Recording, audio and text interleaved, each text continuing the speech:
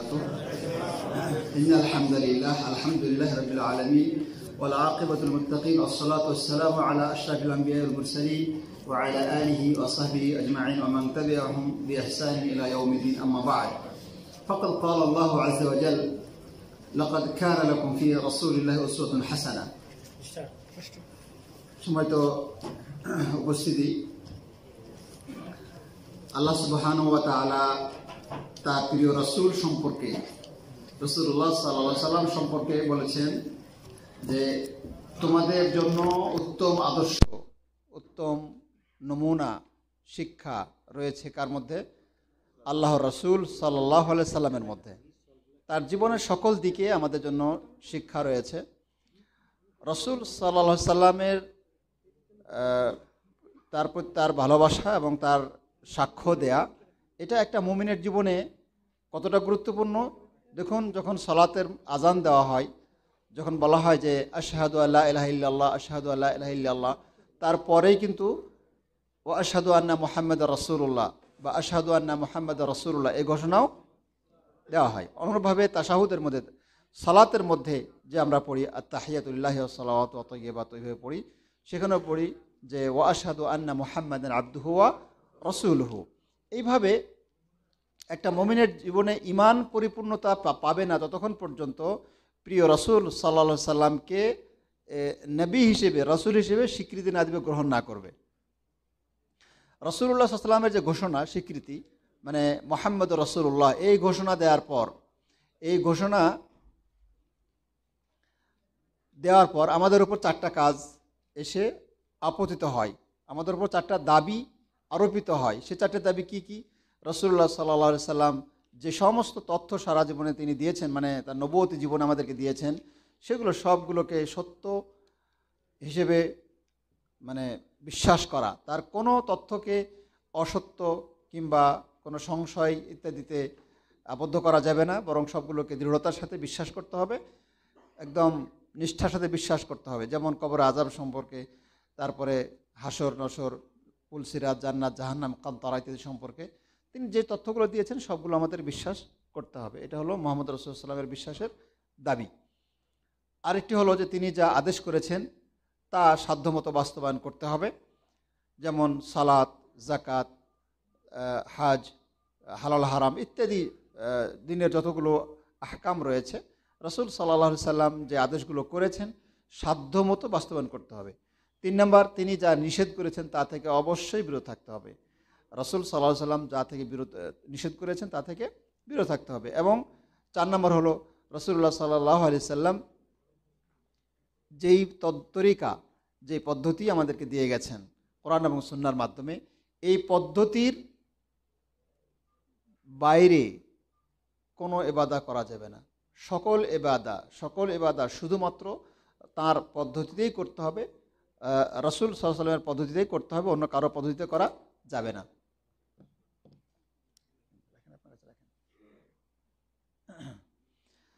সম্মানিত ভাইরা, তো বলছিলাম যে রাসূল সাল্লাল্লাহু আলাইহি সাল্লামের মর্যাদা একজন মুমিনের কাছে অপরিসীম। যেমন রাসূল সাল্লাল্লাহু আলাইহি সাল্লামকে ভালোবাসা, রাসূল সাল্লামকে ভালোবাসা, তার আনুগত্য করা। তো এই বিষয়গুলো, এর মধ্যে আরেকটা জিনিস রয়েছে যে রাসূল সাল্লামকে ভালোবাসার একটা অংশ হলো তার সম্পর্কে জানা। কোনো মানুষ সম্পর্কে যদি বলা হয় যে আমি খুবই ভালোবাসি, কিন্তু তার সম্পর্কে কিছুই জানি না, তাহলে এটা তো ভালোবাসা হলো না। তো রাসূল সাল্লামকে ভালোবাসার একটা দাবি হলো কি? তার সম্পর্কে জানা। এই জন্য আমরা জানবো, আর এটা এজন্য জানবো যে যেহেতু রাসূল সাল্লাল্লাহু আলাইহি সাল্লাম সম্পর্কে মানুষ অতিরঞ্জন করেছে, মানুষ অনেক বাড়াবাড়ি করেছে, অনেক মিথ্যা এবং বানাওয়াট কথাগুলোকে রাসূল সাল্লামের সাথে জুড়ে দিয়েছে, চালিয়ে দিয়েছে। এই জন্য আমাদের দাবি হবে, আমাদের উপরে আমাদের কর্তব্য হবে যে সঠিক তথ্যগুলো আমরা জানব এবং অপরের কাছে প্রচার করব। রাসূল সাল্লামের ব্যাপারে মুসলিমদের মধ্যে 3টা ভাগ, 3টা গ্রুপ। এক শ্রেণীর মানুষ রাসূল সাল্লামকে মানে ভালোবাসতে মাত্রা অতিরিক্ত করে বাড়াবাড়ি করেছে, অতিরঞ্জন করেছে। আর আরেক শ্রেণীর মানুষ রাসূল সাল্লাল্লাহু আলাইহি সাল্লামের ব্যাপারে তারা এত বেশি ঢিলেমি, এত শিথিলতা, এত অনাগ্রহ দেখিয়েছে যে রাসূল সাল্লামের আহকামগুলো, তার সুন্নাহগুলোকে মানে এড়িয়ে চলাটাই যেন তাদের কাছে গুরুত্বপূর্ণ বিষয়। সুন্নাহ তারা অনুসরণ করে না, বা রাসূল সাল্লামের প্রতি খুবই, এমনকি রাসূল সাল্লামকে সমালোচনা করতেও তারা দ্বিধাবোধ করে না। তো এই হলো মানে খুব যারা শিথিল পর্যায়ের এই একটা গ্রুপ। আরেক প্রকার হলো মধ্যমপন্থী। এটি হলো রাসূল সাল্লাল্লাহু আলাইহি ওয়াসাল্লাম সম্পর্কে কোরআন এবং সুন্নায় যে তথ্যগুলো আমরা পেয়েছি সেগুলোকে বিশ্বাস করব, এবং তার ব্যাপারে আমরা এমন কিছু কথা বলবো না যেগুলো না কোরআনে পাওয়া যায় না হাদিসে পাওয়া যায়। এমন কথা রাসূল সাল্লাল্লাহু আলাইহি ওয়াসাল্লাম সম্পর্কে আমরা বলা থেকে বিরত থাকব। রাসূল সাল্লাল্লাহু আলাইহি ওয়াসাল্লাম বলছেন যে মান কালা আলাইয়া মা লাম আকুল ফালিয়াতাবাওয়া মাকআদাহু মিনান নার। আমি যা বলিনি এমন কথা আমার নাম দিয়ে যদি কেউ বলে তাহলে সে যেন জাহান্নামে তার আসন করে নেয়। তারপরে আর এক হাদিসে রাসূল বলছে মান তাকাওয়ালা আলাইয়া ফালিয়াতাবাওয়া মাকআদাহু মিনান নার। আমার নামে যে একটা মিথ্যা তথ্য প্রচার করে, আমার নামে কেউ যদি মিথ্যা একটা তথ্য প্রচার করে তাহলে সে জাহান্নামে তার একটা আসন বুকিং দিয়ে দিল, মানে ঠিক করে নিল, সে জাহান্নামে যাবে। তাহলে এখান থেকে বোঝা যাচ্ছে যে রাসূল সাল্লামের নামে মিথ্যা, অমূলক, অতিরঞ্জন এরকম কোনো কথা বলা যাবে না। তাহলে এটা কার ক্ষতি হবে? রাসূল সাল্লামের ক্ষতি হবে না, আমাদের নিজেদেরই ক্ষতি হবে, ইমানের ক্ষতি হবে। আমরা সাধারণ বিবেক দিয়ে বুঝি যে আমরা যদি আমাদের বাবা মা সম্পর্কে কারো কাছ থেকে একটা মিথ্যা কথা শুনি তাহলে কি মনে করব? খারাপ মনে করব না? আমাদের সম্পর্কে যদি একটা মিথ্যা কথা কারো কাছ থেকে শুনি তাহলে খারাপ মনে করব। তাহলে রাসূল সাল্লাম সম্পর্কে আরও বেশি এটা আমাদের খারাপ লাগার কথা। কারণ যার কথার মাধ্যমে, যার আমলের মাধ্যমে, যার আখলাকের মাধ্যমে দিন এসেছে, দিন কোথা থেকে এসেছে, তাই না? রাসূল সাল্লাম কোরআনের মাধ্যমে, এবং কোরআনের বাস্তব প্রতিফলন রাসূল সাল্লাল্লাহু আলাইহি ওয়াসাল্লাম করেছেন। সুতরাং রাসূল সাল্লাল্লাহু আলাইহি ওয়াসাল্লামের ব্যাপারে কোনো অপ্রাসঙ্গিক কথা বা কোনো দলিলবিহীন কথা বলা থেকে বিরত থাকতে হবে। এমনকি একটা মানুষের উদ্দেশ্য খুব ভালো যে মানুষ সবাই দিন শিখুক, দিন জানুক, নামাজ পড়ুক, তখন কি করলো? সে একটা মানুষকে হেদায়েত করার জন্য একটা মিথ্যা কথা বানিয়ে দিল। যে মনে করেন আর কি একটা, যে রাসূল সাল্লাম বলেছেন যে ইসলামিক সেন্টারে আসার পরে যদি কেউ মিথ্যা কথা থেকে বাঁচতে পারে তাহলে সে জান্নাতে আমার সাথে থাকবে। এটা বানাই দিল আর কি। এটা তো মিথ্যা কথা হয়ে গেল। উদ্দেশ্য খুবই ভালো, উদ্দেশ্য লোকটার কি খুবই ভালো, কিন্তু রাসূল সাল্লাম তো কথা বলেন নাই। তাহলে এই ব্যক্তির মাধ্যমে দু চারজন হয়তো হক পথে চলেও আসবে, কিন্তু এই ব্যক্তির কোথায় গেল? সে জাহান্নামের আগুনে গেল। তো এই জন্য কেউ এটা বললে, এটা বলার অবকাশ নাই যে ভাই কথাটা যদিও মিথ্যা কিন্তু মানুষ তো উপকৃত হচ্ছে, মানুষ তো আসতেছে, না, এটা করা যাবে না। এই উপকারিতা ইসলাম করতে বলে না, বরং রুলস বলে দিয়েছেন রাসূল সাল্লাল্লাহু আলাইহি ওয়াসাল্লাম যে মান তাকাওয়ালা আলাইয়া ফালিয়াতাবাওয়া মাকআদাহু মিনান নার। যে আমার নামে বানিয়ে কোনো কথা বলল সে কি করলো? জাহান্নামে তার আসন করে নিল। তো এতক্ষণ আমরা রাসূল সাল্লাল্লাহু আলাইহি ওয়াসাল্লামের আমাদের জীবনে মুমিনদের কাছে রাসূল সাল্লামের গুরুত্ব সম্পর্কে এবং তার আদর্শ সম্পর্কে আলোচনা করছিলাম। চলুন আমরা এবার রাসূল সাল্লাল্লাহু আলাইহি ওয়াসাল্লাম এর জীবনী সম্পর্কে আলোচনা করি আর রাহিকুল মাকতুম থেকে। সম্মানিত হাজিরিন, আমরা এর আগে আলোচনা করেছি রাসূল সাল্লাল্লাহু আলাইহি সাল্লামের জন্ম হয়েছে কি মাসে? রবিউল আউয়াল মাসে। কোন দিনে? সোমবারে ঠিক আছে, এটা রাসূল সাল্লাম নিজে বলেই গেছেন। আর রবিউল আউয়াল মাসের কয় তারিখে এইটা কনফার্ম করে কোনো ঐতিহাসিক বলতে পারে নাই, কিন্তু আমাদের দেশের মানুষ ধরে নিয়েছে 12 রবিউল আউয়াল। যে সমস্ত মতগুলো আছে তার মধ্যে একটা 12 রবিউল আউয়ালের মতও আছে। কেউ বলছেন 12 রবিউল আউয়াল, কেউ বলছেন 9 রবিউল আউয়াল, কেউ বলছে 8 রবিউল আউয়াল, কেউ বলছে 2 রবিউল আউয়াল। এটা আছে অনেক জায়গায়। রাহিকুল মাকতুমে এক জায়গায় ভিতরে গিয়ে সামনে পাবো, যখন কোনো এক জায়গায় পাবো যে এখানে 4টা বলছে, অনেকগুলো মত আছে। সমস্ত মতগুলোকে একদম ডিলেট করতে করতে করতে করতে শেষে দেখবেন যে 4টা মত আর ডিলেট করা যাচ্ছে না। ঠিক আছে, এখন এই 4টা মতকে কোনটা প্রাধান্য দিব আর কোন 3টা বাদ দিব এটাও বলা যাচ্ছে না।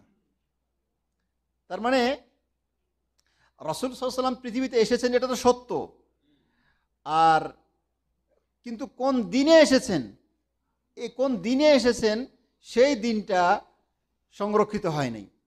দেখেন, একটা এত বড় নবী, এত বড় রসুল সাল্লাল্লাহু আলাইহি সাল্লাম, তার আগমনের দিনটা ইতিহাসে সংরক্ষিত নাই। কেন সংরক্ষিত নাই? তার দুইটা কারণ হতে পারে, আল্লাহ আলাম। একটা হলো যে রাসূল সাল্লাল্লাহু আলাইহি সাল্লাম যখন তিনি জন্মগ্রহণ করেন, মানুষ কি জানতো যে উনি রাসূল হবেন? তো কেউ আর লিখে রাখার প্রয়োজন মনে করে নাই। কিন্তু রাসূল সাল্লাল্লাহু আলাইহি সাল্লাম যখন মৃত্যুবরণ করেন, তখন তো তিনি মানে সারা পৃথিবীর মানে বাদশাহ, মুসলিম মিল্লাতের তিনি রসুল, ঠিক কিনা, আল্লাহর পক্ষ থেকে। তো তার মৃত্যুটা এটা তো কনফার্ম, মানে তারিখ রবিউল আউয়ালের 12 তারিখে। মৃত্যু যে 12 তারিখে এতে কোনো সন্দেহ নাই। রাসূল সাল্লামের মৃত্যু কত তারিখে? রবিউল আউয়ালের 12 তারিখে, এতে কোনো সন্দেহ নাই। কিন্তু জন্ম 12 তারিখে কিনা এতে সন্দেহ আছে। আচ্ছা, সংরক্ষিত হয় না আরেকটা কারণ হতে পারে যে আল্লাহ সুবহানাহু ওয়া তাআলা চান নাই, কারণ এই দিনটা নিয়ে ফিতনা হতে পারে, বেদাত চালু হতে পারে, তাই কি না? যদিও বেদাত চালু হয়েছে, তো সেই দিনটা যদি কনফার্ম হতো তাহলে আরও মানে হতে পারতো, জাঁকজমক আরও হইতো। তো সেই দিনটা সংরক্ষিত হয় নাই। তবে সোমবার যে, এটা কিন্তু ঠিক। আর রাসূল সাল্লাল্লাহু আলাইহি সাল্লামের যে জন্মদিবস সোমবার, সেই দিনটা পালন করা যাবে কিনা? সোমবার সুন্নতি পদ্ধতিতে পালন করা যাবে। সুন্নতি পদ্ধতিটা কি? সিয়াম পালন করা। দেখেন, আমাদের সমাজের অনেক লোকেরা কি করে, রাসূলের জন্মদিবস পালন করে 12ই রবিউল আউয়াল। 12ই রবিউল আউয়াল বছরে কয় দিন আসে?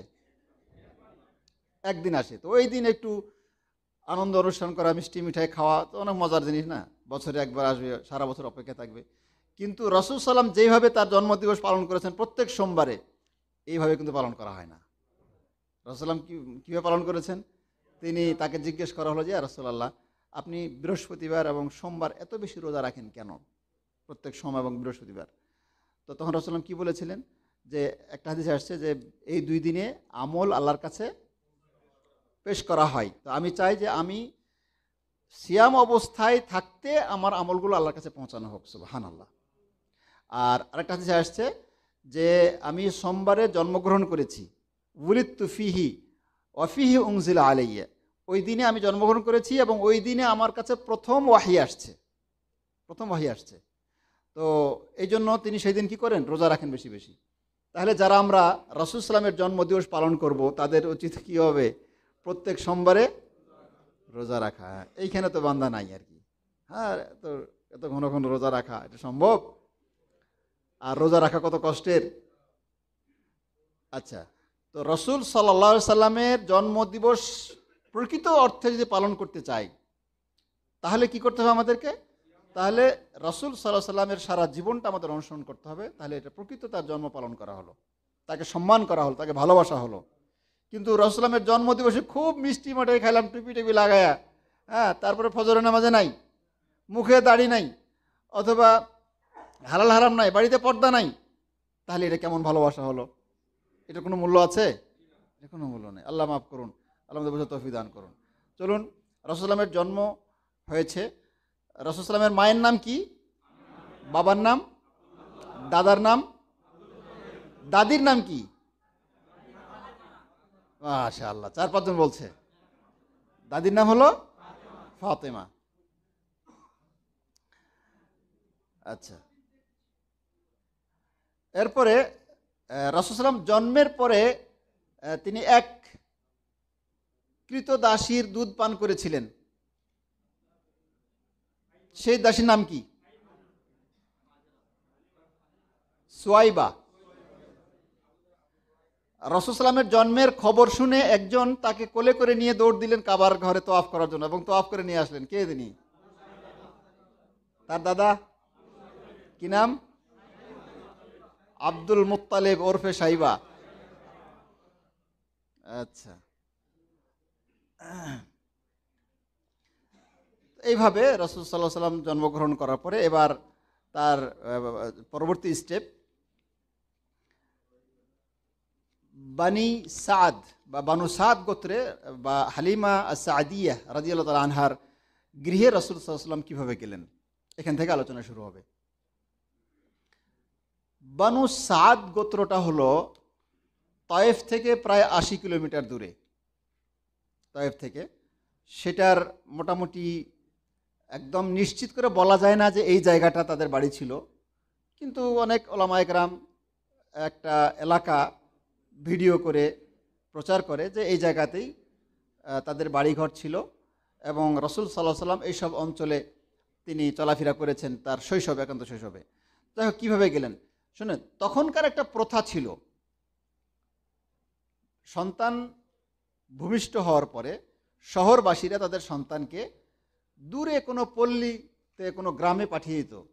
সেখানে কোনো ধাত্রী কন্ট্যাক্ট করে দুধ পান করাতো, এবং উদ্দেশ্য ছিল যে শহরে ব্যস্ততা, কোলাহল, হ্যাঁ, বিভিন্ন ধরনের অসুখ বিসুখ ইত্যাদি হয়, তো একটা ফ্রেশ পরিবেশের দরকার, একটা নিরিবিলি পরিবেশের দরকার। এই জন্য তারা কি করত, একদম নিরিবিলি কোনো গ্রামে সন্তান বাচ্চাকে পাঠিয়ে দিত, মানে এভাবে পাঠিয়ে দিত আর কি। আর সেখানে থাকলে তাদের আরও দুইটা কাজ হবে, সেটা হলো গ্রামীণ পরিবেশে তার সন্তানের শারীরিক গড়নটা সুন্দরভাবে গড়ে উঠবে, তাদের ধারণা আর কি ছিল। আর ল্যাঙ্গুয়েজ, যেটা ভাষা, তার তখনকার রীতি অনুযায়ী গ্রামে একটা বাচ্চা বড় হয়ে উঠলে, বেড়ে উঠলে তার ভাষাটা হবে শুদ্ধ, তুলনামূলকভাবে কি পরিশুদ্ধ হবে। তো এখন তো বলতে গেলে উল্টা, ঠিক না? হ্যাঁ, তো এখন আবহাওয়াটা ঠিক আছে, গ্রামের আবহাওয়াটা ফ্রেশ তুলনামূলকভাবে, কিন্তু ভাষা এবং এসব বিষয়গুলো, সামাজিক কালচার এসব বিষয়গুলো দেখা যাবে যে গ্রামেও শিক্ষা দীক্ষা ওইরকম নাই, ঠিক আছে? তো যাই হোক, এখনকার কথা তো আর বলতেছি না। আবার এখনকার যে হিসেব নিকাশ, তাতে ধাত্রীর দুধ পান করাবে, এটা মানুষ গ্রহণ করবে না। আমার মনে হয় আরবেও এখন আর নাই এরকম আর কি, আরবে ওইরকম আর শুনি না, আল্লাহ আলাম। তো যাই হোক, এই উদ্দেশ্যে তিনি দুধ পান করানোর জন্য ধাত্রী অনুসন্ধান করছিলেন রাসূল সাল্লামের দাদা আব্দুল মুত্তালিব। তো তখন এই সাদ গোত্রের কিছু মহিলা যারা এরকম দুধ পান করাবেন, তারা দল বেঁধে সেখান থেকে মক্কা আগমন করলেন। একদল ধাত্রী, তাদের সাথে তাদের স্বামীরাও ছিল। হালিমা সাদিয়া, তার রাসূল সাল্লাল্লাহু আলাইহি ওয়াসাল্লামের দুধবার নাম ছিল কি? হালিমা। সাদিয়া কেন বলা হয়? সাদ গোত্রের, সাদ কবিলার, এই জন্য তাকে সাদিয়া বলা হয়। তো তার বাবার নাম ছিল আবু জুয়াইব, সাদ কবিলার, এবং তার স্বামীর নাম ছিল হারিস বিন আব্দুল উজ্জা। তাকে তার ডাক নাম ছিল আবু কাবসা। কি নাম ছিল? আবু কাবসা তার স্বামীর নাম। তো তারা দুইজনে অন্যান্য লোকদের সাথে মক্কায় আসেন। উনি বলছেন যে আসার সময় আমি একটা সাদা কালারের একটা মাদি গাধার পিঠে চড়ে এসেছিলাম, তবে সাথে একটা উটনিও ছিল, কিন্তু উটনিটা ছিল খুবই দুর্বল, আর খাবার দাবার না থাকার কারণে মানে দুধ হতো না ঠিক মতো। আর পরিবেশ ছিল অনাবৃষ্টি এবং দুর্ভিক্ষ কবলিত ওই সময় পরিবেশ ছিল, আর যার কারণে অভাব অনটনও ছিল পর্যাপ্ত। তিনি বলছেন যে আমার নিজেরই একটা বাচ্চা ছিল যাকে আমি দুধ পান করাতাম, কিন্তু আমার বুকে দুধ ছিল না, আমার নিজের বাচ্চাটাই ঠিকমতো খেতে পারতো না। আমরা সফরে যখন আসছিলাম তখন বাচ্চাটাকে পরিতৃপ্ত করে খাওয়াতে পারিনি, বাচ্চা সারা রাত কান্নাকাটি করেছে, আমাদেরকে ঘুমোতে দেয়নি। তাহলে পরিস্থিতিটা খুব অনুকূল ছিল না, একটু প্রতিকূল পরিবেশ ছিল। তো তারপরে তারা মক্কায় এভাবে আগমন করলেন অনেক কষ্ট করে। আসার পরে এবার বাচ্চা সংগ্রহ বা বাচ্চা কালেকশনের কাজ শুরু হলো। কালেকশন করতে গিয়ে উনি বলছেন যে আমি এই বাচ্চাটার যখন খোঁজ পেলাম, তখন দেখলাম যে এই বাচ্চাটাকে সবাই দেখে গেছে, কেউ নেয় নাই। সবাই যখন জানছে যে এতিম বাচ্চা, বাবা নাই, হ্যাঁ, তো দুর্ভিক্ষের দিনকাল, তো কত কে দিবে, পয়সা করি খরচ দিবে কি দিবে না, এইসব হিসেব নিকেশ করে বলছে কেউ নেয় নাই। তো উনি বলছে যে আমিও নিলাম না, চলে গেলাম।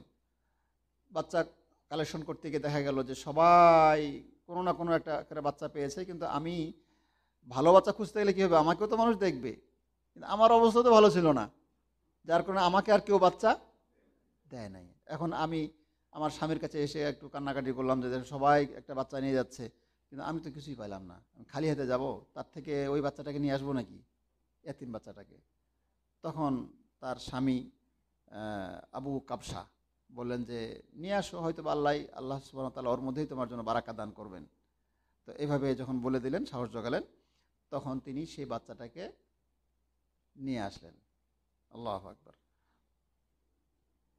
তো এভাবে তিনি হালিমার কোলে গেলেন, এবং তখন থেকেই হালিমার জীবনে রহমত এবং বরকতের ধারা আল্লাহ সুবহানাহু ওয়া তাআলা জারি করে দিলেন।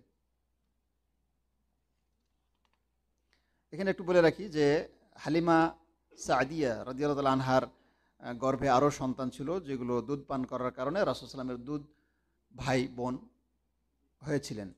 একজন ছিলেন আব্দুল্লাহ, আরেকজন ছিল আনিসা, আরেকজন ছিল হুজাফা। এই হলো তিনজন। হুজাফার অপর নাম ছিল শাইমা, আর এই শাইমাই রাসূল সাল্লামকে বেশি দেখাশোনা করতেন বা তার মাকে হেল্প করতেন।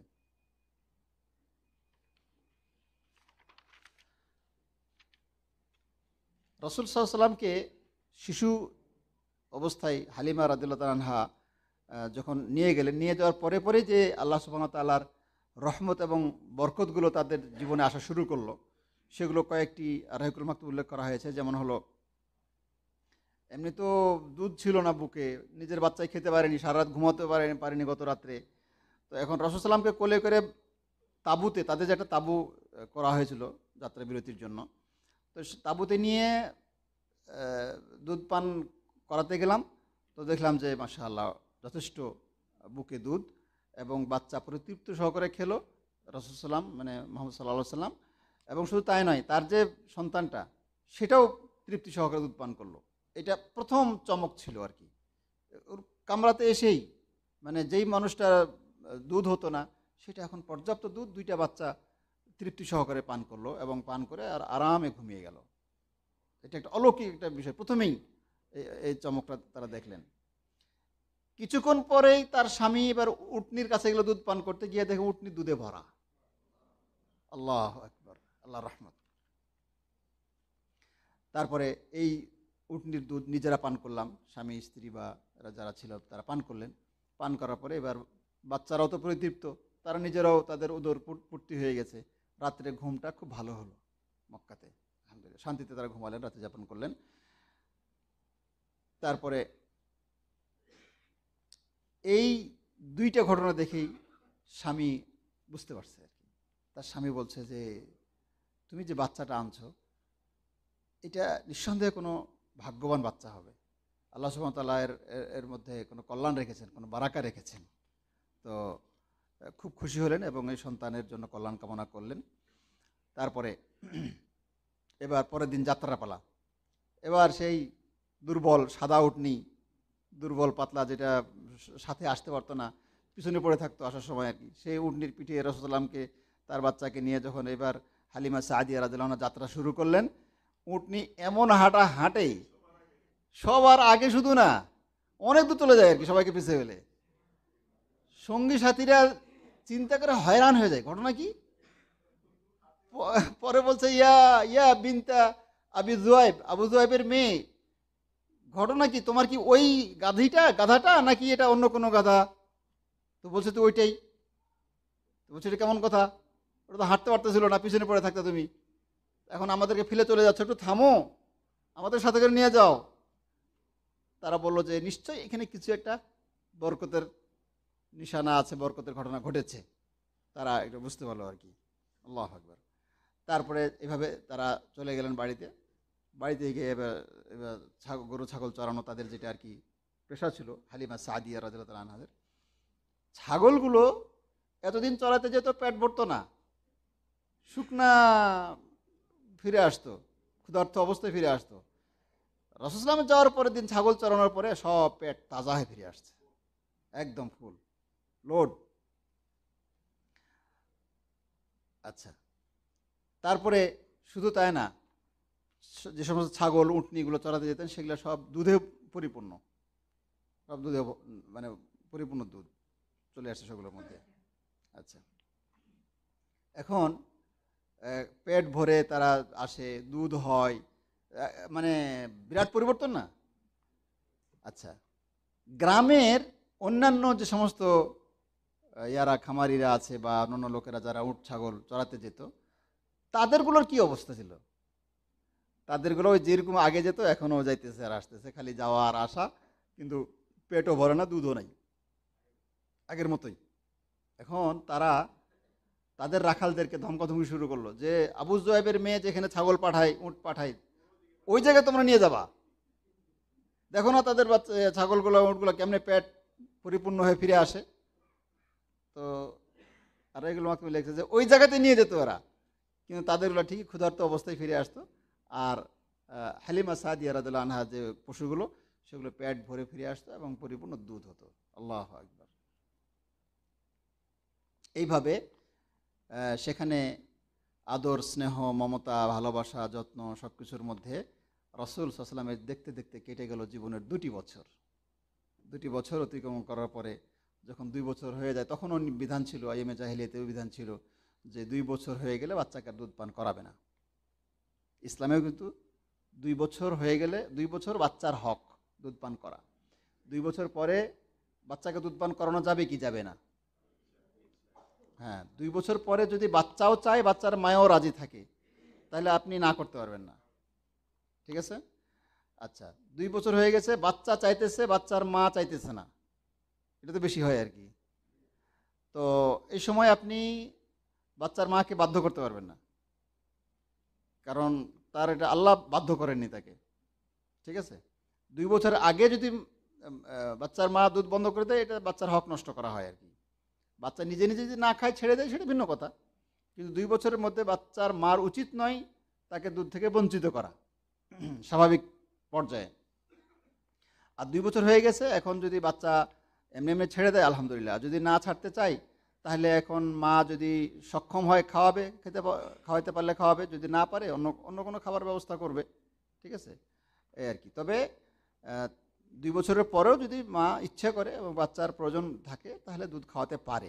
দুধ খাওয়াতে এটা হারাম না আর কি। কিন্তু 2 বছর পর্যন্ত বাচ্চার হক, 2 বছর পরে বাচ্চার হক নাই। হ্যাঁ, বাচ্চাকে অন্য কিছু খাওয়াবে, এটা তার বাবার দায়িত্ব তখন আর কি।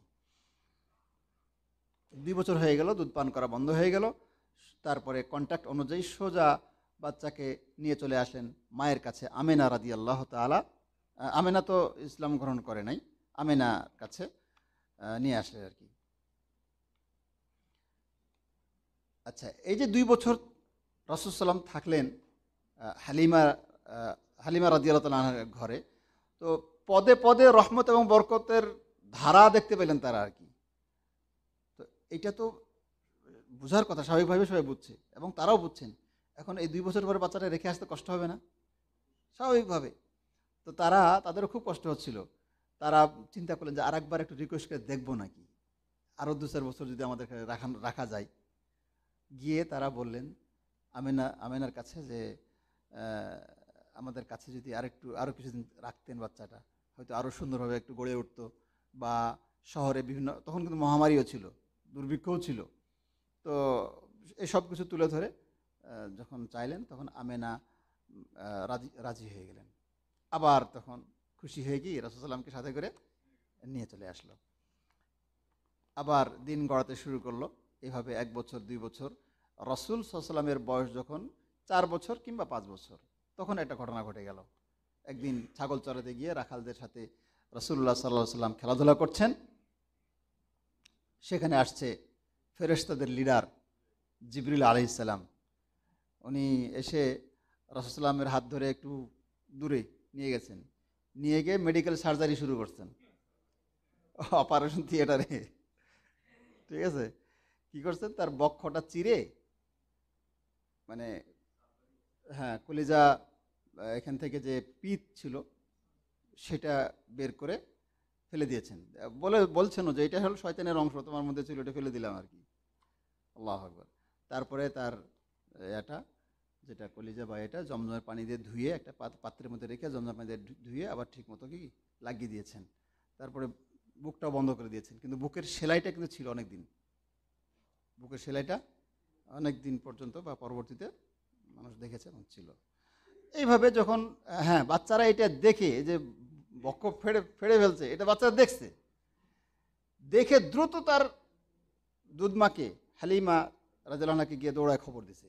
এখন ওনারা শুনে কত পেরেশান হবে, পেরেশান হয়ে ছুটে আসছে, এসে দেখে যে স্বাভাবিক হয়ে গেছে, সুস্থ হয়ে গেছে, কিন্তু ক্লান্তি এবং একটা হ্যাঁ পেরেশানি তার মধ্যে দেখা যাচ্ছে আর কি। তো তিনি সাথে করে নিয়ে আসলেন, বাড়িতে সেবা যত্ন করলেন। এখন টেনশনে পড়ে গেলেন যে বাচ্চাটা যে এটা ঘটনা ঘটলো, এটা কি ঘটনা, কারো তো ব্যাখ্যা নেই কারো কাছে, এটা কী হলো, আবার না জানি কখন কি হয়ে যায়, তার থেকে আমানত ফেরত দিয়ে আসি, কারণ বলা যায় না কখন কি হয়ে যায়। এসব চিন্তাভাবনা করে তারা মোটামুটি যখন 6 বছরের কাছাকাছি বয়স, আরও কিছুদিন রাখার পরে আর কি, তো যাই হোক হালিমা সাদিয়া রাদিয়াল্লাহু আনহা দিয়ে আসেন আমেনার কাছে। এবার এবার তার আসল মায়ের কাছে গেলেন এবং মায়ের আদর স্নেহ মমতা ভালোবাসা দিয়ে মায়ের কাছে বড় হতে লাগলেন। এই অল্প কিছুদিন পরেই যখন 6 বছরের মানে এখান থেকে গিয়ে কয়েক মাস পরেই আমেনার ইচ্ছা হলো যে তার স্বামীর কবর জিয়ারত করতে যাবেন। স্বামীর কবর কোথায় ছিল? মদিনায়। তো তার শ্বশুরকে বললেন আব্দুল মুত্তালিব, আব্দুল মুত্তালিব আয়োজন করলেন ইয়ার সফরের আয়োজন। তো আব্দুল মুত্তালিবের তত্ত্বাবধানে সফরে বের হলেন, রাসূলুল্লাহ সাল্লামকে সাথে নিলেন, 6 বছরের শিশু, 6 বছরের বালক, আর ওই যে একজন দাসী, কি নাম, আব্দুল্লাহ রেখে গেছিলেন, উম্মু আইমান, উম্মু আইমান তাকে সাথে নিলেন। এরপরে মদিনায় গিয়ে, মদিনায় তো আব্দুল মুত্তালিবেরও নানার এলাকা না, নানা বাড়ি না, তো মদিনা তো মোটামুটি যোগাযোগ তো সম্পর্ক আগে থেকে আছেই কম বেশি। তো সব মিলিয়ে তিনি ওখানে মাসখানেক থাকলেন, তারা সেই সফরে মাসখানেক থাকলেন। থাকার পরে যখন মক্কার উদ্দেশ্যে রওনা দিলেন, মদিনা থেকে বের হয়ে কিছু দূর এসেই কাছাকাছিতে এসেই তিনি অসুস্থ হয়ে পড়লেন এবং এত অসুস্থ হয়ে পড়লেন যে তিনি মারাই গেলেন আর কি। তো রাসূল সাল্লাম এতিম হয়ে গেলেন, সত্যি সত্যি এতিম হয়ে গেলেন, পরিপূর্ণভাবে এতিম হয়ে গেলেন। আর আব্দুল মুত্তালিব তার ছেলে আবদুল্লাহর মৃত্যুতে যত না কষ্ট পেয়েছে, তার থেকে মানে অনেক গুণ বেশি কষ্ট পেলেন তার পুত্রবধূ আমিনার মৃত্যুতে। কারণ হলো যে রাসূল সাল্লাল্লাহু আলাইহি সাল্লাম, রাসূল সাল্লাল্লাহু আলাইহি সাল্লামকে মানে দেখাশোনা করার যে যে যে একটা কাছের মানুষ ছিল, ছায়ার মতো যাকে ভালোবাসতেন, তার মা, তো সেই আশাটুকুও শেষ হয়ে গেল। রাসূল সাল্লাল্লাহু আলাইহি সাল্লাম এতিম হয়ে গেলেন। এবার চলে গেলেন হাত বদল হয়ে, মায়ের কাছ থেকে কার হাতে গেলেন? দাদার হাতে চলে গেলেন। আব্দুল মুত্তালিব তিনি নিজেও খুব বিচক্ষণ লোক ছিলেন এবং খুব উঁচু মন মানসিকতার মানুষ তিনি ছিলেন। তিনি রাসূল সাল্লামকে খুব ভালোবাসতেন, শৈশবে খুবই বেশি ভালোবাসতেন।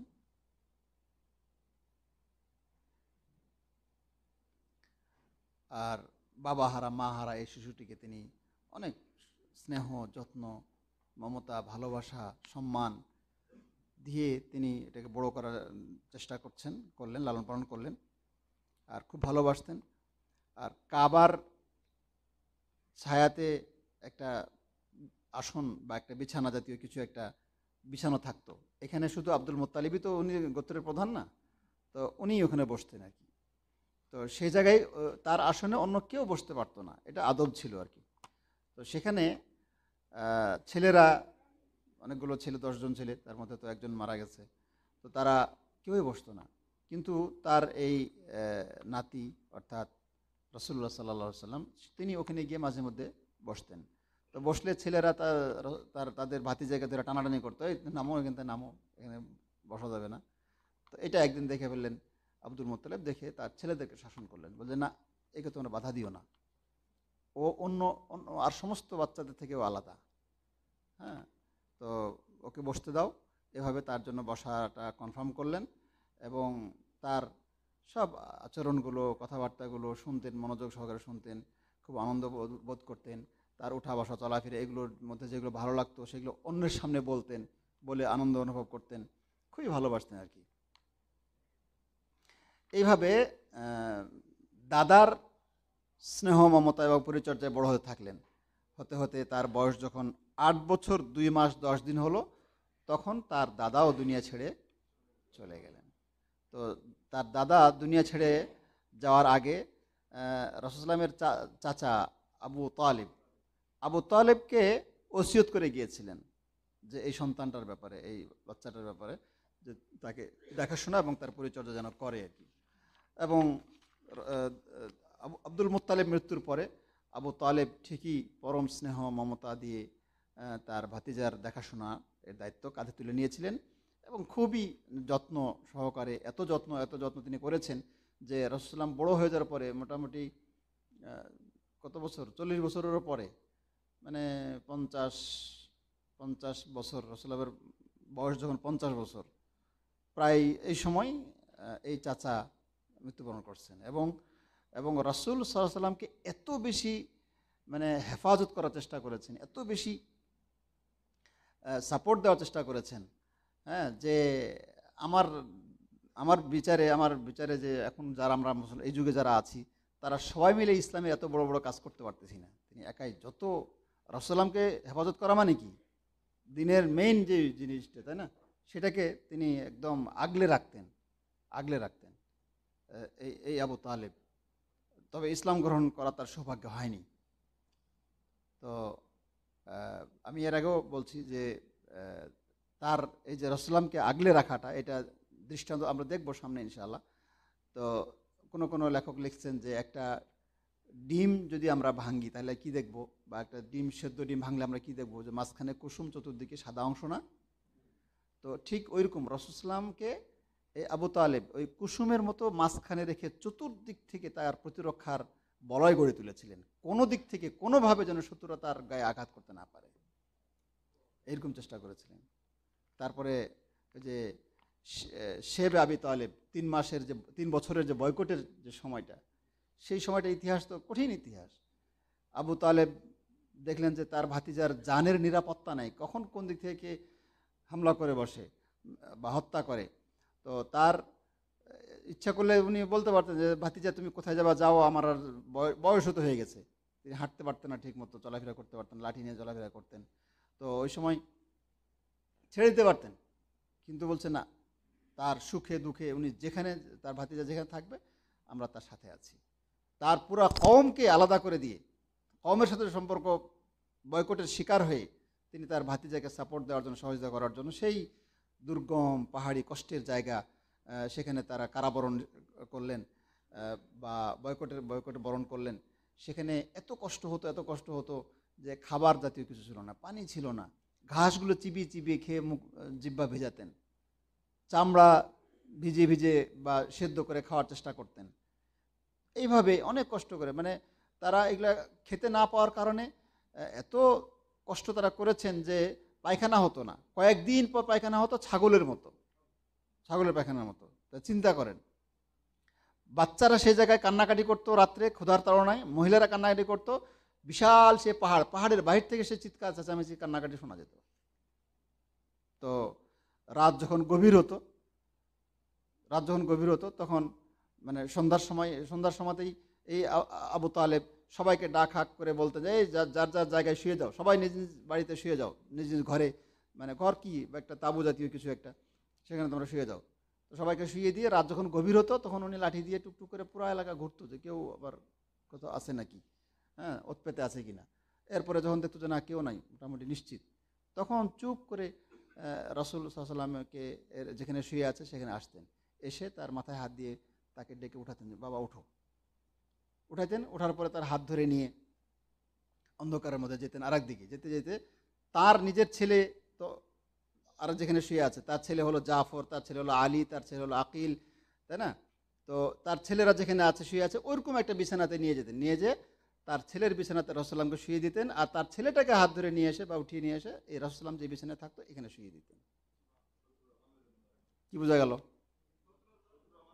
কেউ যদি এসে তরবারি চালায় যে রাসূলুল্লাহ এখানে শুয়ে আছে, তার ছেলে মারা যাক, তার ছেলে টুকরা টুকরা হয়ে যাক, এটা তার সহ্য হবে, কিন্তু তার ভাতিজা মুহাম্মদ সাল্লাল্লাহু আলাইহি ওয়াসাল্লামের গায়ে কেউ আঘাত করবে এটা তার সহ্য হবে না। কত ত্যাগ স্বীকার করছে, হ্যাঁ?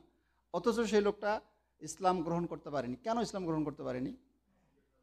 একটা তো হলো যে তার ভাগ্যে লেখা আছিল, আর আরেকটা হলো যে শিরক এবং শিরককারীদের থেকে সে সম্পর্ক ছিন্ন করতে পারেনি। রাসূলুল্লাহকে ভালোবাসতো ঠিক আছে, কিন্তু ওই যে আবু জাহাল, আবু লাহাব, এদের সাথে তার সম্পর্কটা ছিলই।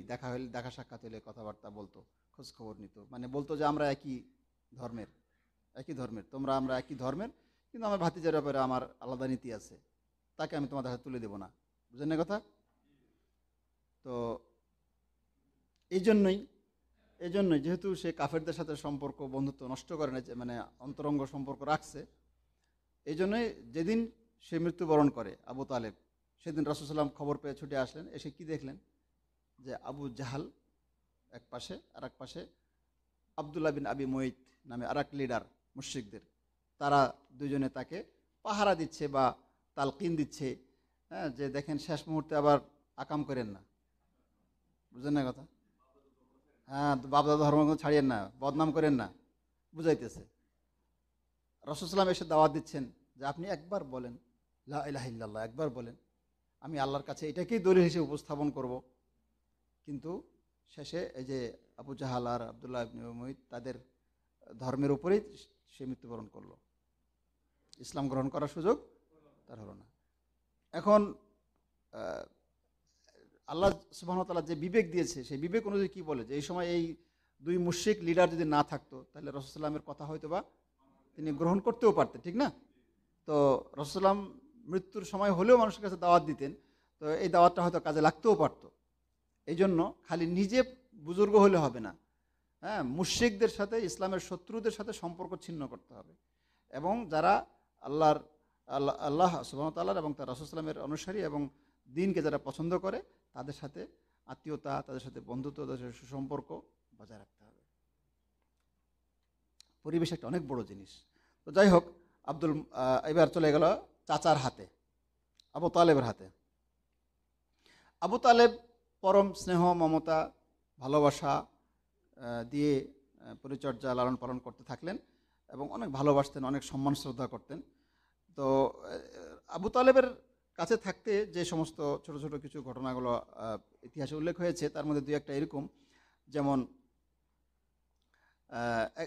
মানে তখন সময়গুলো চলছিল, একে তো মরুভূমি অঞ্চল, আরও বৃষ্টি হচ্ছিল না, বৃষ্টি বন্ধ ছিল, তাহলে মানে ঘাস পালাও তো হবে না, ফসল তো পরের কথা, আর ঘাস টাস না হলে পশু পাখি বাঁচবে কেমন করে, তাই না? তো খুব অনাবৃষ্টি এবং দুর্ভিক্ষ সময় চলছিল। তো লোকজন এসে একবার একটা বুদ্ধি করে এই মুরব্বির কাছে আসলো, আবু তালেবের কাছে আসলো, যে দুর্ভিক্ষে তো আমরা শেষ হয়ে যাচ্ছি, বৃষ্টিও দেখা পাওয়া যাচ্ছে না, তো চলুন আমরা কি করি, ইস্তেসকার ব্যবস্থা করি। ইস্তেসকা মানে কি? আল্লাহর কাছে বৃষ্টি প্রার্থনা। তো আমরা বৃষ্টি প্রার্থনা করি। তো সেই ব্যাপারে সবাই একমত হলো। চাচা আবু তালেব বৃষ্টি প্রার্থনা করার জন্য গেলেন, সাথে করে এই বাচ্চাটাকে, মানে তার ভাতিজাকে, রাসূল সাল্লামকে সাথে করে। তখন তিনি মোটামুটি এই 12 বছর বা 10-12 বছর হবে আর কি, এরকম 9-10 বছর হবে। তো একটু মানে পোশাক আশাক পরিয়ে সুন্দর করে তাকে নিয়ে গেলেন, নিয়ে যেয়ে কাবার দেয়ালের সাথে তাকে পিঠ লাগা দাঁড় হইতে বললেন, দাঁড়াও এখানে, দিয়ে আল্লাহর কাছে দোয়া করা শুরু করলেন। আর আল্লাহ সুবহানাহু ওয়া তাআলা তাদের সেই দোয়া সেদিন কবুল করলেন এবং মুষলধারে বৃষ্টি হলো। এত বৃষ্টি হলো যে খাল, নদী নালা যা ছিল সব মানে বন্যার মতো ভরে গেল আর কি, প্রচুর বৃষ্টি হলো। তো তাদের এই আকীদা ছিল যে এই শিশুটি অন্য শিশুদের থেকে আলাদা। তো এইভাবে আর কি। তারপরে 12 বছর বয়সে, যখন তার বয়স 12 বছর, তখন আরেকটা এরকম একটা ছোট ঘটনা আছে। সেটা হলো যে তার এই চাচা আবু তালেব তাকে নিয়ে বাণিজ্যিক সফরে বের হয়েছিলেন সিরিয়ার দিকে। সিরিয়া ছিল ওই সময় রোমের অধীনে খ্রিস্টান অধ্যুষিত এলাকা, ঠিক আছে? তো যেতে সময় বসরা একটা প্রসিদ্ধ এলাকা, তখনও প্রসিদ্ধই ছিল পুরনো এলাকা হিসেবে, সেটাও তখন রোমেরই অংশ ছিল, রোমের রাজত্বেরই অংশ ছিল, আরবদের অধীনে ছিল না। তো সেই বসরা এলাকায় যখন এই রাসূল সাল্লামকে নিয়ে, তার বয়স প্রায় 12 বছর, এই সময় যখন নিয়ে পৌঁছলেন, তখন সেখানে একজন পাদ্রী ছিল, ধর্মযাজক খ্রিস্টানদের, তার নাম ছিল জার্জিস। এই জার্জিস এদের আগমন উপলক্ষে তার যে কি কয় এটাকে, উপাসনালয় বা গির্জা, সেখান থেকে সে হন্তদন্ত হয়ে ছুটে আসলো, বের হয়ে আসলো, এসে খোঁজখবর, আপনারা কোত্থেকে আসছেন, আপনারা কোথায় যাবেন, ঘটনা কি, আপনার সাথে এই শিশু কে, ও আমাদের ভাতিজা। তো উনি সব খোঁজখবর নিয়ে উনি বললেন যে ইনাকে নিয়ে আপনারা সিরিয়া যায়েন না, সিরিয়া নিয়ে গেলে ইহুদিরা একে পেলে মেরে ফেলবে। তো ওরা বলছে কেন মেরে ফেলবে কেন? তো বলছে যে ইনি সাধারণ কোনো মানুষ না, ইনি শেষ জামানার নবী হবেন আর কি, এরকম বললেন। তো কুরাইশ লোকেরা বললো যে আপনি জানেন কেমন, কীভাবে? তো বলছে দেখেন, আমি তো মানে ইনজিল স্টাডি করি, তো ইনজিলে যে আলামতগুলো দেওয়া হয়েছে তার সাথে এই লোকের এর আলামত মিলিয়ে, আপনারা যখন আসছিলেন তখন আপনারা খেয়াল করেন নাই, কিন্তু আমি খেয়াল করেছি, সব মানে গাছগাছালি যা ছিল সব এই ব্যক্তিকে সেজদা করেছে, সেজদা অবনত হয়েছে, এটা আমি দেখেছি। আর এটা শুধু নবী রাসূলের জন্যই প্রযোজ্য হয় আর কি, নবী রাসূলকেই গাছপালারা কি করে, সেজদা করে। আর এছাড়া তার মাথার উপর দিয়ে মেঘমালা তার ছায়া ছায়া দেয়। তো মোট কথা, ও হ্যাঁ, আরেকটা, এখানে এখানে মেঘমালার কথাটা বলা হয়নি, এখানে বলা হয়েছে যে একটা চিহ্ন, শিল, খতম বলা হয় সেটা, মানে ঘাড়ের নিচে এক পাশে। বলছে যে এই যে চিহ্নটা, উনি গিয়ে দেখেছেন আর কি, দেখার পরে বলছে এই চিহ্নটা নবীর চিহ্ন, নবী হওয়ার চিহ্ন। তো আল্লাহ সুবহানাহু ওয়া তাআলা তাকে এইভাবে সিলেক্ট করেছেন। তো এইসব কথা শুনে আবু তালেব, উনি এখানে যেটা লিখছে সেটা হলো, উনি গেলেন সিরিয়া, কিন্তু কিছু বিশ্বস্ত কিছু লোকের মাধ্যমে তাকে ফেরত পাঠালেন, রাসূল সাল্লাল্লাহু আলাইহি ওয়াসাল্লামকে কী করলেন, ফেরত পাঠালেন। তো এটা ছিল রাসূল সাল্লামের 12 বছর বয়স যখন হয়। তো এইভাবে যখন তার বয়স মোটামুটি 20 বছর, রাসূল সাল্লামের বয়স যখন 20 বছর, তখন একটা ঘটনা আছে, একটা যুদ্ধ হয়েছিল, রক্তক্ষয়ী যুদ্ধ হয়েছিল, ফিজারের যুদ্ধ বা ফুজ্জারের যুদ্ধ। ফিজার বা ফুজ্জার দুইভাবে পড়া যায়। ফিজার মানে হলো পাপিষ্ঠ, ঠিক আছে? তো পাপিষ্ঠর যুদ্ধ বা পাপাচারিতার যুদ্ধ। কেন? যে এই যুদ্ধটা হারাম এলাকায় এবং হারাম মাসে হয়েছিল। হারাম মাসে যুদ্ধ বিগ্রহ তারা করতো না, কিন্তু এটা এমন এমন যুদ্ধ লাগাইছে তারা, যে হালাল হারাম আর মানে নাই, হারামেও হালাল করে ফেলছে আর কি। তো এই জন্য এটার একটা নাম যে ফুজ্জারের যুদ্ধ। এই যুদ্ধটা হয়েছিল, এক পক্ষে ছিল কুরাইশ এবং কেনানা, আর এক পক্ষে ছিল কায়েস আইলান। কেনানা হলো ওই ওই সম্প্রদায়, যে সম্প্রদায়ের একজন আব্রাহার কাবা থেকে কি করেছিল, এই সেই সম্প্রদায়, এটা কুরাইশেরই একটা অংশ। তো কুরাইশ এবং কেনানা এক পক্ষে, আর এক পাশে কায়েস আইলান, এদের এদের কোনো একটা বিষয় নিয়ে মানে যুদ্ধ লেগেছিল। আমরা এর আগে আলোচনা করেছিলাম যে আবদুল্লাহ বিন জাদান মক্কার একজন লিডার ছিলেন। সব মানে হারাম মাসগুলোতে অস্ত্রগুলো সব ওর বাড়িতে জমা থাকতো, গোডাউন, মুস্তাওদা, ঠিক আছে? তো এই যুদ্ধের সময় সেই অস্ত্রগুলো যে ফেরত নেওয়ার কথা, হ্যাঁ, সবাই জমা রেখেছিল। কায়েস আইলান এবং তার সঙ্গী সাথী যারা ছিল, বানু বকর বা আরোর যারা ছিল, তারা সবাই। তো তখন কুরাইশের কিছু লোক এসে আবদুল্লাহ বিন জাদানকে বলছিল যে দেখেন, যুদ্ধ তো লাগতেছে, অস্ত্র দিবেন না, একটাও দিবেন না, সব গায়েব করে ফেলান আর কি। তখন আবদুল্লাহ বিন জাদান, তার যে আমানতদারিতা, সে কি বলেছিল যে আমি যদি জানতে পারি যে অস্ত্রগুলো প্রত্যেকটা আমারই কি আঘাত করবে, তাও আমি সবগুলো ফেরত দেবো, কারণ আমি গাদ্দারি করতে পারবো না, আমার কথা দিয়েছি ফেরত দেওয়ার, আমি ফেরত দেবো।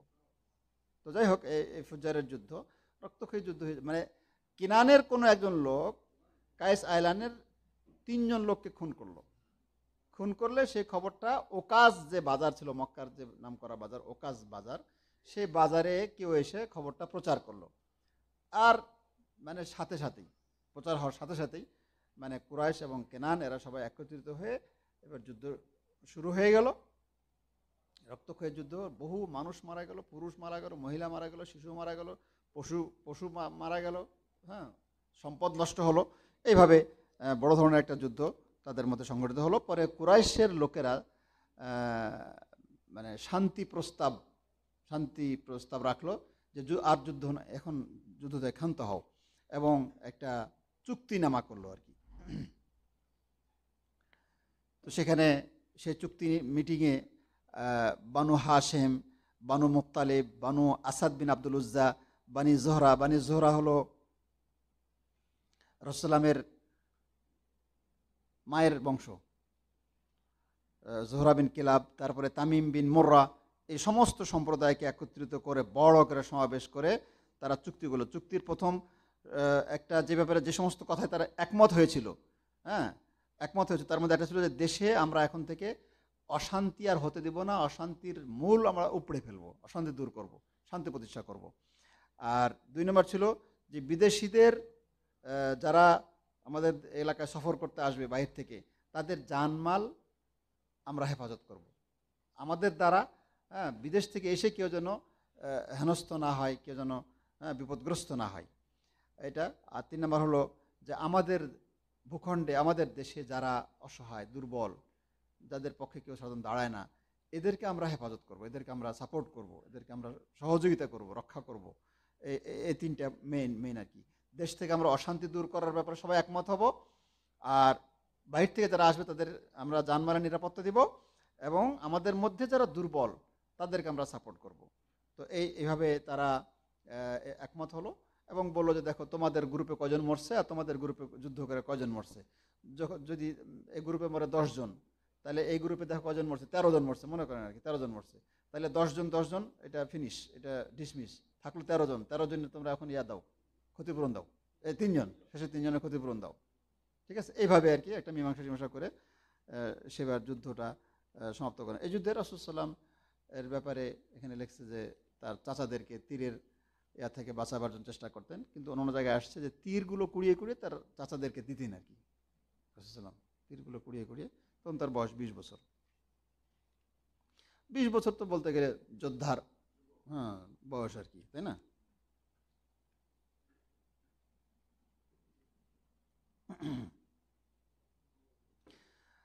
এই যে চুক্তিটা হলো, এই চুক্তিটাকে ইসলামের ইতিহাসে বা বিভিন্ন ইতিহাসে হেলফুল ফুদুল নামে চিহ্নিত করা হয়েছে। এটাকে বলা হেলফুল ফুদুল। ফুদুল মানে হলো ফাদেল, ভদ্র, ভালো। তো ভালো লোকদের একটা, হেল্প মানে হলো শপথ, ঠিক আছে। তো ভালো কাজের জন্য তারা একটা চুক্তি করলেন, শপথ করলেন, এটাকে বলা হেলফুল ফুদুল। রাসূল সাল্লাল্লাহু আলাইহি ওয়াসাল্লাম, এটা হয়েছিল সেই আব্দুল্লাহ বিন জাদানের বাড়িতেই, ঠিক আছে, গোডাউনওয়ালা, তার বাড়িতেই এই মিটিংটা হয়েছিল। তো এই মিটিংটাকে রাসূল সাল্লাম বা এই চুক্তিটাকে রাসূল সাল্লাম খুব গুরুত্ব দিতেন। ইসলামের নবুয়ত লাভের পরেও উনি বলতেন যে আজও যদি আমাকে কেউ বলে যে ওগো হেলফুল ফুজুলের যারা সদস্য তোমরা আসো, এই ব্যাপারে একটু হেল্প করো, তো আমি যাইতাম, আমি যাব। তার মানে এটা একটা ভালো কাজ। ইসলামের আগে যেটা ছিল, ইসলামের পরেও ইসলামে তো আরও সেটাকে গুরুত্ব দেওয়া হবে আর কি। এইভাবে তিনি গুরুত্ব দিয়েছেন। তো এটা রাসূলের যখন বয়স 20 বছর তখন এই ঘটনাটা ঘটেছিল। আর তারপরে রাসূলের জীবনযাত্রা, এই যে শৈশব থেকে এ পর্যন্ত চলে আসছে, এর মধ্যে সুখ দুঃখ মিলেই তার জীবন। ইয়াতিম মানুষ, তার বাবাও তো নেই, মাও তো নেই, দুনিয়া ছেড়ে চলে গেছে। তার দাদা ছিল, তিনিও দুনিয়া ছেড়ে চলে গেলেন। তো এইভাবে সুখ দুঃখ মিলিয়ে তার জীবনটা ছিল।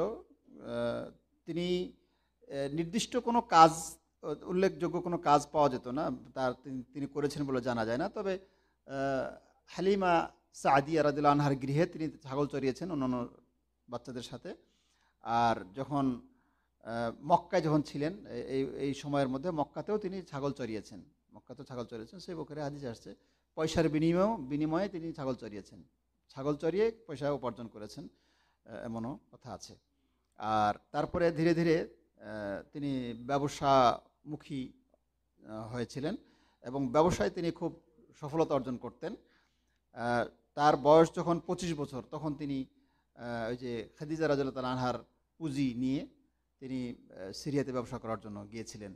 তো এর আগেও 25 বছর বয়সের আগেও তিনি যে আরও আরও কিছু ব্যবসা করেছেন, তখনকার নিয়ম অনুযায়ী যে কিছু মানে অন্যরা পুঁজি দিবে, উনি ব্যবসা করে যা লাভ হবে তা ভাগ হবে আর কি।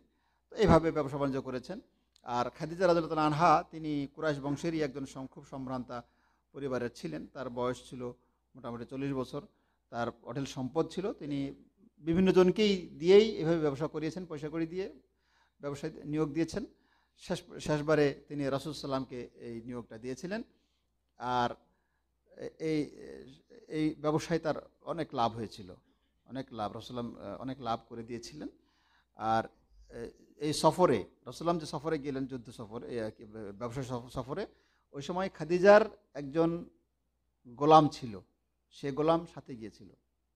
গোলামের নাম ছিল মাইসারা। কি নাম? মাইসারা। গোলামের নাম মাইসারা, পুরুষ, মহিলা না। তো এই মাইসারা পুরা সফরের আজীব আজীব কাহিনীগুলো, রাসূল সাল্লামের আজীব আজীব কাহিনীগুলো এসে খাদিজা রাদিয়াল্লাহু আনহার কাছে ব্যক্ত করলেন। ঠিক আছে, কোথায় মেঘ ছায়া দান করে, হ্যাঁ, বা আরও কি কি হয়, সবগুলো এসে বলছে। তো সব কিছু শুনে খাদিজা রাদিয়াল্লাহু আনহা খুব বিমুগ্ধ হন এবং চিনতে পারেন যে ইনি সাধারণ কেউ নন, ইনি অনেক উঁচু মানের একজন কেউ। তো খাদিজা রাদিয়াল্লাহু আনহার যদিও আগে বিয়ে হয়েছিল, তারপরও তার আরও অনেক বিয়ের প্রস্তাব এসেছিল নামি দামি লোকের পক্ষ থেকে, কিন্তু উনি বিয়ে করতেন না, বিয়ে করেননি, ঘরেই ছিলেন, বাড়িতেই ছিলেন। কিন্তু এবার তিনি নিজেই প্রস্তাব পাঠালেন। তার বান্ধবী ছিল নাফিসা নামে একজন বান্ধবী ছিল। এবার সব কিছু শুনে ওই নাফিসা, বাবার নাম ছিল মুনাব্বি, তাকে বললেন যে বান্ধবী এই ঘটনা, এই ভদ্রলোককে মনে হয় যে বিয়ের প্রস্তাব দিলে ভালো হবে, কারণ তিনি অন্য সবার থেকে আলাদা।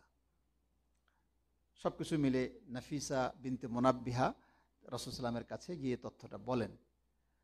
তখন রাসূল সাল্লাম বলেন যে ঠিক আছে, তাহলে আমি আমার চাচার সাথে কথা বলবো।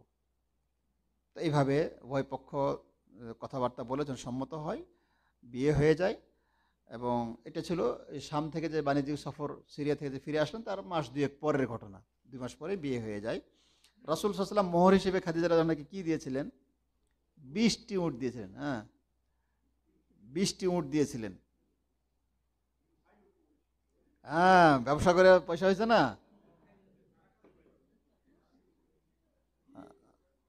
মাশাআল্লাহ। আচ্ছা, তারপরে রাসূল সাল্লামের দাওয়াতি জীবনের সবথেকে বড় সহযোগী এবং সঙ্গী ছিলেন খাদিজা রাদিয়াল্লাহু আনহা, এবং সাহায্য সহযোগিতা করেছেন। এবং রাসূল সাল্লামের যে সন্তানগুলো সবগুলো একজন ছাড়া সবগুলো খাদিজা রাদিয়াল্লাহু আনহার গর্ভে আল্লাহ দিয়েছিলেন, একজন ছাড়া, ইব্রাহিম ছাড়া। ইব্রাহিম ওই যে মারিয়া নামে একজন তার ক্রীতদাসী ছিলেন রাসূল সাল্লামের, তার গর্ভে হয়েছিলেন ইব্রাহিম। তিনি আর খাদিজার গর্ভে যে সমস্ত সন্তানগুলো হয়েছিল, 1 নম্বর হলো কাসেম। 1 নম্বর ছেলের নাম কি? কাসেম। এজন্য রাসূল সাল্লামকে বলা হতো কাসেমের বাবা, আবুল কাসেম। 2 নম্বর হলো জাইনাব, মেয়ের নাম। 3 নম্বর হলো রুকাইয়া। 4 নম্বর হলো উম্মে কুলসুম। আর 5 নম্বর হলো কি? ফাতেমা। আর তারপরে আরেকজন ছেলে আব্দুল্লাহ। তাহলে শুরুতে কাসেম আর শেষে হলো আব্দুল্লাহ। আব্দুল্লাহর আরেক নাম হলো তাইয়েব, আর এক নাম হলো তাহির। তাইয়েব এবং তাহির। আর থাকলো ইব্রাহিম। ইব্রাহিম তো খাদিজার গর্ভে না, খাদিজা রাদিয়াল্লাহু আনহার গর্ভে না, এনে হলো মারিয়া কিবতিয়ার গর্ভে। যাই হোক, এরপরে এই ছিল মোটামুটি, বিবাহ শাদী হয়ে গেল 25 বছর বয়সে। আচ্ছা, এই সময়ে মোটামুটি এই সময়ে আরেকটা ঘটনা ঘটলো, সেটা হলো কাবা নির্মাণ। ঘটনা হয়েছে কি, যে কাবার দেয়ালগুলো অনেক পুরানো হয়ে গেছিল, ফাটল টল ধরে গেছে, কখন বা ভেঙে পড়ে।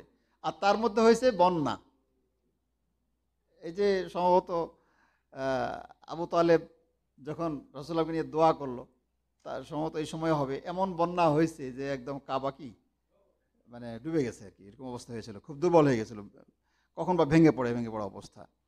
আর কাবার আগে কি ছাদ ছিল না, খালি দেয়াল ছিল, কথা বুঝছেন? আর এই সুযোগে চোর ঢুকে চুরি করে নিয়ে চলে গেছে জিনিসপত্র যা ছিল ভিতরে। চোরের আর কাম আছে এখন? তো কাবাতে গেছে চুরি করতে, তো এখানে কিছু গয়না টয়না ছিল, সেগুলো চোরে চুরি করে নিয়ে চলে গেছে। পুরনো কিছু জিনিসপত্র ছিল। হ্যাঁ, হ্যাঁ, হ্যাঁ। তো যাই হোক, এভাবে আর কি সব কিছু মিলে কাবাটাকে পুনর্নির্মাণ করার প্রয়োজন মনে করলেন সবাই, এবং কালেকশন শুরু করলেন আর বলে দিন যে খবরদার 2 নাম্বারই কামাই কেউ এখানে দিবা না।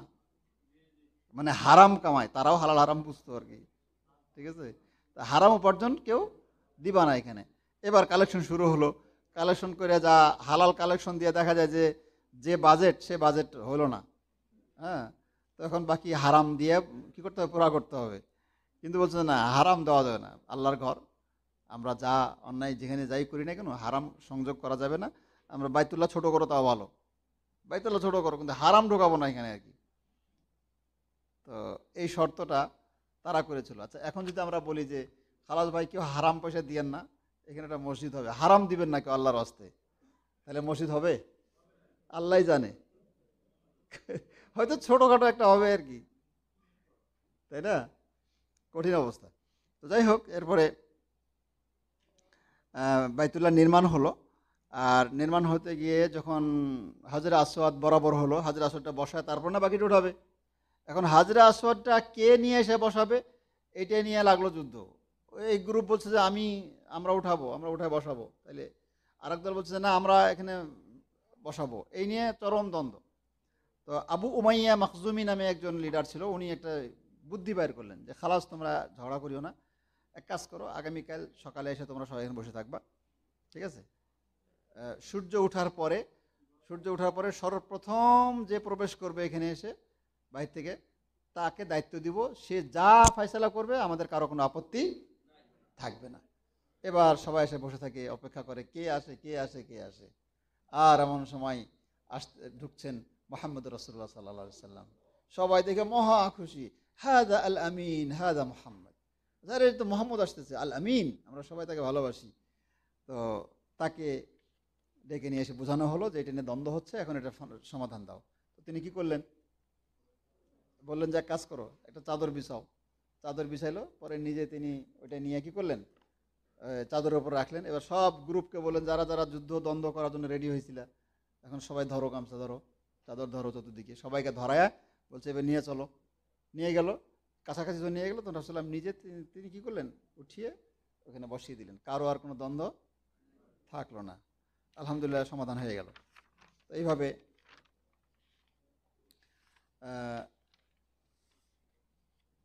বাইতুল্লাহ নির্মাণের ঘটনাটা হয়ে গেল। এছাড়া রাসূলুল্লাহের যে আরও কিছু চারিত্রিক বৈশিষ্ট্যগুলো ছিল, সেগুলো আপনারা এখানে দেখে নেবেন। আর রাহিকুল মাকতুমের 119 পৃষ্ঠা এখানে আছে। এবং এই যে বাংলাহাদিস.com, এটাতে কিন্তু আর রাহিকুল মাকতুম আছে আপনাদের সবার মোবাইলে। তো সবাই বই নাই বলে আবার চুপ করে বসে থাকেন না, পড়াশোনা করেন আর কি, ঠিক আছে?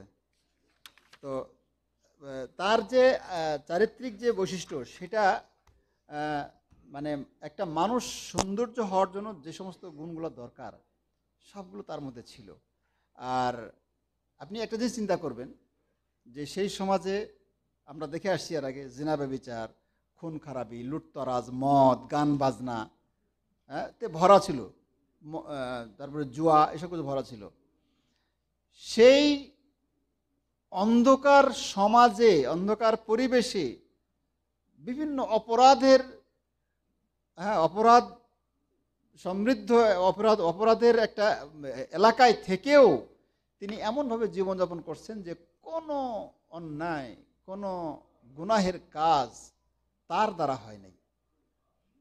কোনোদিন মদের আড্ডায় বসেন নাই, কোনোদিন জুয়ার আড্ডায় বসেন নাই, কোনোদিন মিথ্যা কথা বলেন নাই, কোনোদিন কাউকে ধোকা দেন নাই, কোনোদিন কাউকে অন্যায়ভাবে আঘাত করেন নাই, কারো সম্পদ আত্মসাৎ করেন নাই। তাকে সমাজের মানুষ এত ভালো জানতো যে আল আমিন বলতো, এক কথা তাকে কি বলতো, আল আমিন।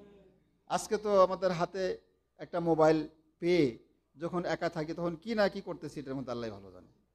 যখন নির্জনে কোথাও থাকি, তখন দেখা যায় যে নামাজেও উল্টাপাল্টা হয়ে যায় নাকি আর কি। মানে বলতে চাচ্ছি যে আমরা সুযোগ পেলে একটু কিজা কিজা করে ফেলি সাধারণত, তাই না?